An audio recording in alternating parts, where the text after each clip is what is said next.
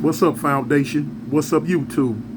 Man, well, I'm here with a special guest today. Man doing big things. I'm talking about moving. I'm talking about he's moving in the social media world. He's moving in the book world, and he's moving in the movie world. I'm talking about he got the internet on fire, man. My partner from the East Coast, from New York. I'm gonna let him introduce himself to you. What's going on, everybody? My name is GENE BORRELLO. I'm straight out of New York. So basically, I was born and raised Brooklyn, Queens. I came up in the street. I was an organized crime guy, mob guy. I did about 13 years in prison. Now what I do is I wrote a book about my life. It became like a bestseller. Now they want to turn it into a TV show. I actually have something else going on in the works. My friend Johnny Alight, he's my partner. He was a hitter for the Gambino family. They actually are putting him in a real movie, Pony. And they casted me with him in the movie, so it's going to be a real Hollywood film. I'm going to promote for that, and I'm just on the rise right now. I have my biggest goal for me is my book. My book is being funded right now, turned into a TV show. They're going to make it into the modern day Sopranos. Nobody has what I have right now. Everybody has from the 70s, 80s, 60s. My thing is I have 90s, 2000s. I'm a modern day guy. They don't have it. So they have this concept where it's going to be the modern day Sopranos TV show, and it's going to be a hit, and it's in the works right now. It should be coming out within the next year. You'll see a TV show on either a big HBO, Cinemax, or something of that nature. Okay, let me ask you this. You've been moving around a lot lately, rubbing elbows with a lot of big wigs. Right. Tell the foundation members how it was writing the book and how it came about to become a movie. So what happened was, when I was in jail, I was serving time. I said I think it'd be a great idea. People love this mafia shit, and I'm true crime. This is my life. This is real life. All my friends are dead. All my friends are doing life. This is the life I lived, and people like to hear this stuff. So I sat down. I wrote this book every day with my friend Teddy DiButuro. Teddy DiButuro was a hitman for the Philadelphia mob. He killed the Chicken Man Philly Tester with a nail bomb. Very smart guy though. He helped me sit down. We sat down every day for an hour a day for a year, and we wrote my life basically in the book. When I got out in 2019, December 6th, I hooked up with a guy named Louis Romano, who's a good author, family friend, and we went over the book again. And he says, everybody kept telling me books don't sell no more like that no more. They really don't sell. They don't sell. I said, listen, I'm telling you, this is going to be a hit. So me and Louis sat down. We did the book like a little bit over. All of a sudden, it came out, and I sold over 10,000 copies like this. And then all of a sudden, it's getting the attention in the eyes of actors and people. And I started going on podcasts, and everyone's like, who is this kid, GENE BORRELLO? I went on Vlad TV. I went on here, there. And everyone wanted to know who I was and everything about me. I was related to a high-ranking member, Captain Fat Andy Ruggiano. He's a very legendary gangster. My cousin Johnny Boy was a hitter for the Gambinos as well. He was killed. So I had a lot of it all around me, and the book has it all.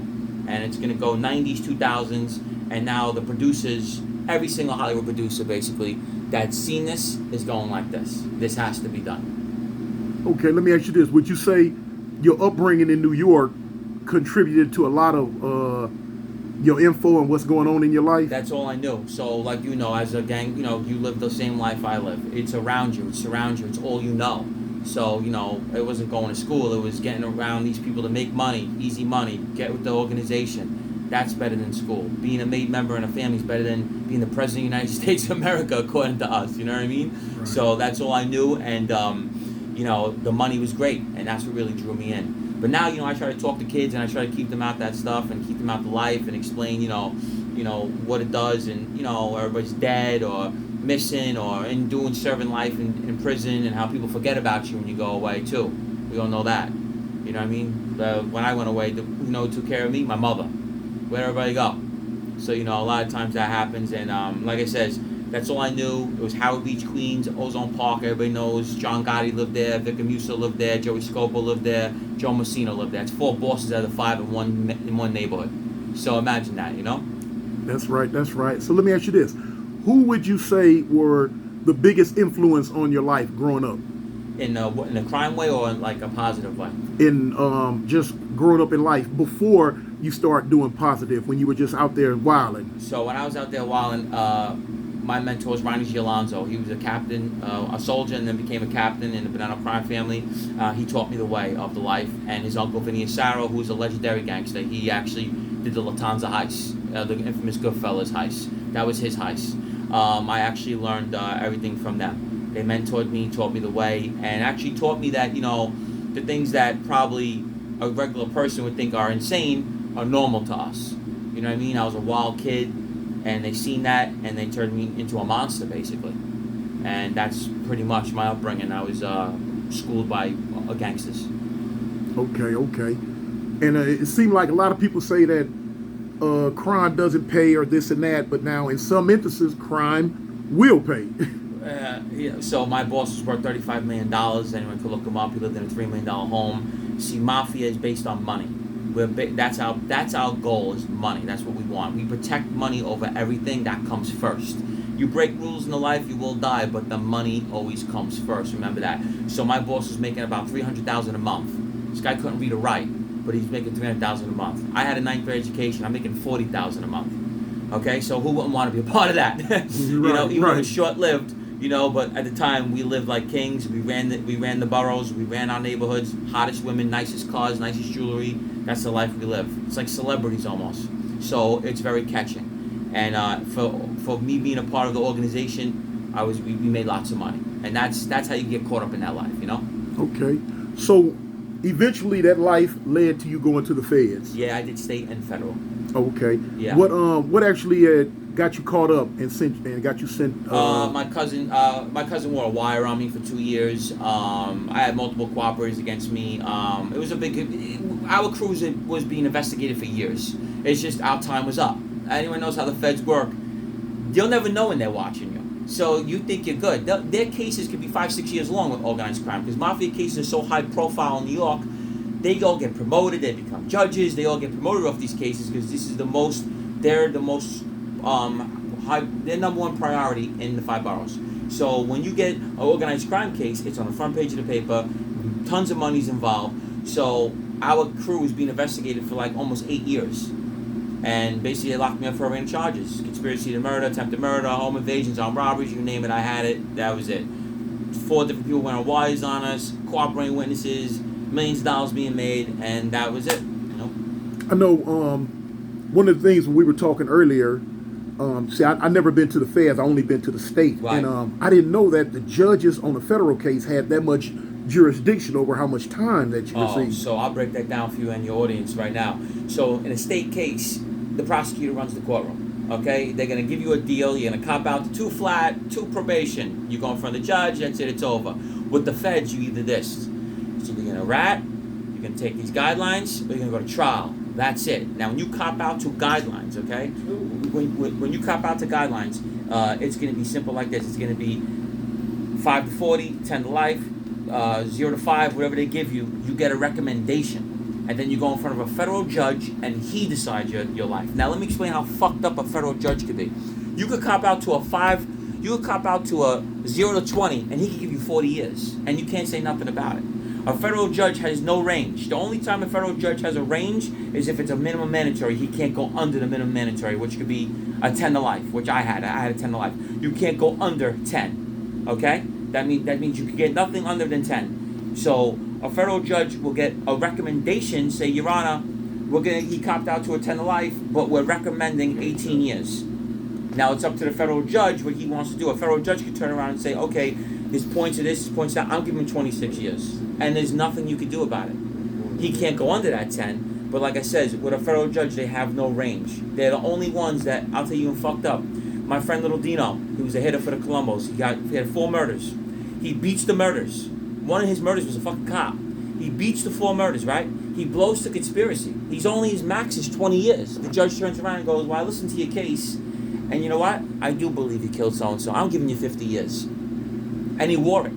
So he thought he was getting 20 years worst case, and the judge turned around and gave him 50 years. That's the federal judge is one of the most powerful people in the country. You don't want to fuck with the government. That's real. That's real. But I'm glad to see that you pulled up out of it. Yes. Was it hard writing the book?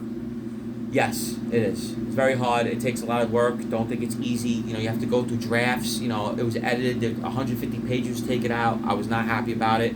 But in my screenplay, everything will be in and then some. But like I said, it's a bestseller. People love it. It's modern day. Kids, like people my age and everyone else in the street loves it because they can relate. We dress different. We acted different. The old school gangsters wore suits. We didn't. I wear Dior. I wear Jordans. You know, we wear.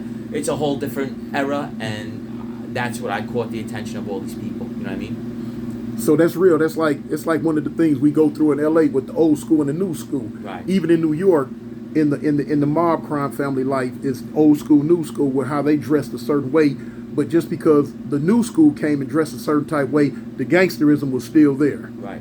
That's right. You know, and I interacted with a lot of gang members. You know, in Rikers Island, I was with a lot of gang members, and I you know, I got very close with them. You know what I mean? And Crips, Bloods, everything. I did time with all of them. I was in Rikers Island. You know, Rikers Island is the worst in the country, and I was with all the gang members, and I got along. They all loved me, man. I can say that. I got along with all of them. So you go back to the day when in Rikers Island it was hard for Crips to even walk the main line. They can't walk. I should have had a light. That's how bad it was. They would let them know if they're walking, so nobody could be in the hallways. That's how bad it was. Oh wow! They would get an orange light. That means everybody cannot be in the hallways. The Crips are moving. That's how bad it was for them in Rikers Island. Yes. And they were outnumbered badly. Outnumbered that about 20-1 on every one. But here's the thing. Now, it's all different. Crips and Bloods now hang out in New York. It's all different. It's over with. The Bloods kill the Bloods now, and the Crips kill the Crips. It's all different now. The Bloods and the Crips don't even care about each other in Rikers Island no more. They're more or less killing each other. So it's a whole different ballgame now. That's sort of the direction LA taking. Yeah. So what about they have what, Latin Kings? Yeah, Latin Kings, and in the 5 boroughs, it's mostly the Mafias, which is the Dominican gang, Latin Kings, the Bloods, the Crips. You got and these Bloods have so many different sets now, so that you don't even know. There's so many different sets now with these Bloods. It's huge, you know. So you said a Dominican gang. What was the name of it? They're very big. The Batias, the Trinidadios. They're Batias? very known. Yeah, Batias. They're very known through the country right now. Yeah, they're brutal gang. In on the streets and behind bars. They're killing shit. They're out of the Bronx. They're based out of the Bronx, but they are vicious. What about Staten Island? What's that like? Staten Island's like a mixture, like the 5 boroughs. A lot of organized crime out there as well. Okay. Brooklyn and Queens is mostly where the mob guys came out of. But you got your Staten Island. You got your thing out there.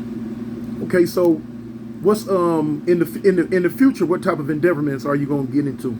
So basically, I have so many ideas where I've been working on. I had a huge podcast called the Johnny and Gene Show. Everybody knows what it was. It was a mafia podcast. We were the first one. I got taken off to being on probation with the government. Now it's coming back. It's going to be rebooted. I had 100,000 subscribers. You know what I mean? We're coming back, but I'm gonna start filming with that again. We're actually, like I said, gonna be in a featured film, Pony. That's coming up. We can start filming. And the main thing, like I said, my book, that TV show. That's my baby. That's my dream. You know. That's right. I've been I'm in the trying to get my book wrote, but I ain't gonna lie, it's lazy.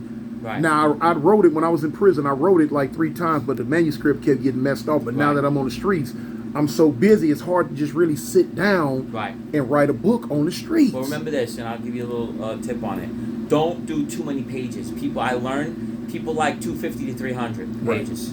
Anything past that, they lose interest. Right. You know what I mean? So I learned that, and the editor was right. You know, my original book was 350. I wanted it to be that. They took it out. It ended up being like 250, 260. Everyone said it was a perfect number. Guys don't want a 400 or 500 page book. You know what I'm saying? Right. So you'll catch more attention of the people with a nice 260, 300 page book, and boom, give you life. You know. They love true crime. Everybody loves true crime, you know? They really do. They really do. Especially when they know you really lived it. You know what I mean? Right. Yeah. So in this day and age, do the police still bother you? They leave you alone? No, I'm on probation. I'm good now. I'm out of New York. Only problems I got is New York. I'm out in Florida now. I live in Miami. Tampa. I love it out there. And it's nice out there? Oh yeah, I love it. Yeah. Sunny? Yeah, I'm smooth sailing out there. Yeah. But now you like me, I'm posted in Alabama, but I come back to LA all the time. Now I'm gonna be coming to LA a lot, you know. But I it's great because I made a bunch of good friends down here now. So I got a nice little clique. So I'll be coming down here. I'm gonna be traveling a lot, Vegas, here, there. So that's it. And I hate planes, so I got to get used to it. No, okay. So let me ask you this: on the West Coast, is you can tell, is it a big difference between the West Coast and East Coast, or do they have certain similarities? New York and California is very similar. Right. Yes, very similar. Florida is different. Completely different state. Yeah. Florida is like totally different than California and New York. Yeah. New York and Cali, pretty much the same state. Yeah. Okay. So let me ask you this: when out here on the West Coast, when the women hear your accent, Yeah. do they go crazy? Yeah, Florida I do very well, and over here I just got here and I'm doing well. That's Yeah. what's up. That's Yeah. what's up. So here it is, Foundation. You've heard it from the man, the myth, the legend's mouth himself. He's a walking example of it don't make a difference how your life started. It's all about how it ended. That's right. So, let the Foundation know any departing gestures or things you want them to know. So you can plug me if you want to reach me. I sell autographed copies through my DM. My Instagram is my name, Gene Borrello. I will be back on the YouTube. You can catch the Johnny and Gene show. It's coming back. It'll be full throttle. And that's it. That's it, man. And best of luck. All right. You heard it from the man's mouth himself, Foundation. Stick with me, y'all. We going to the top. Peace.